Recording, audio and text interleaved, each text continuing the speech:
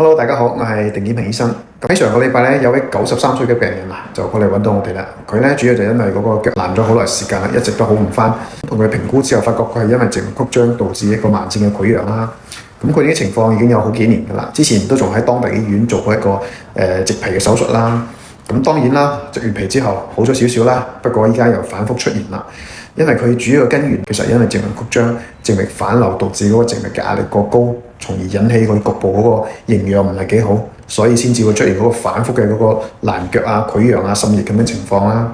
所以後邊幫佢做咗輸化治療之後，同時咧正確咁樣幫佢護理嗰個傷口啦，即係清理乾淨傷口上邊一啲痂皮啊或者啲滲水嘅情況。咁後邊大概4日到啦，翻嚟復診，佢隻腳已經好咗好多啦。